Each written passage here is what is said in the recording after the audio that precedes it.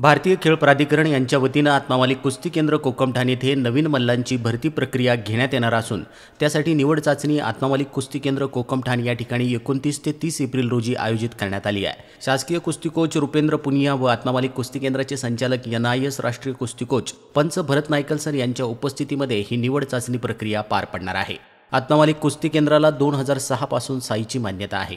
आजपर्यंत आत्मामालिकमधून 4 विद्यार्थ्यांनी आंतरराष्ट्रीय पातळीवर सहभाग नोंदवून पदके मिळवली आहे। साईमार्फत आयोजित केलेल्या या निवड चाचणी प्रक्रियेसाठी वयवर्ष 10 ते 16 वयोगटातील नवीन मल्लांची भरती केली जाणार असून निवड चाचणी प्रक्रियेतून निवड झालेल्या मल्लांना आत्मामालिक कुस्ती केंद्र कोकमठाण येथे प्रशिक्षणासाठी राहणे अनिवार्य आहे, असे आत्मामालिक कुस्ती केंद्राचे संचालक भरत नायकलसर यांनी सांगितले आहे। या मल्लांना भारतीय खेळ प्राधिकरण मार्फत दरमहा 1000 रुपये मानधन आणि दरवर्षी एक स्पोर्ट किट दिले जाणार आहे।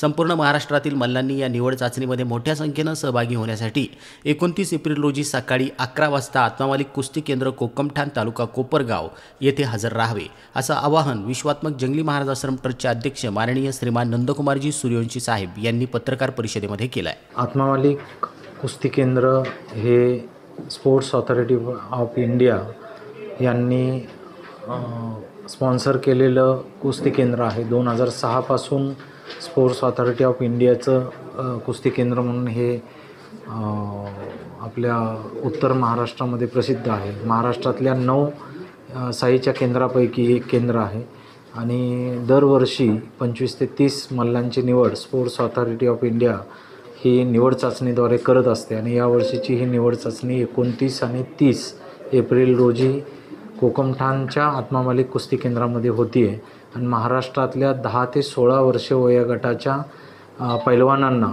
या निवड चाचणीसाठी हजर राहण्याची संधी आहे आणि त्यातून साधारणपणे 1000 रुपये प्रति महिना हे साई खास या निवडलेल्या विद्यार्थ्यांना पैलवानांना देत असते।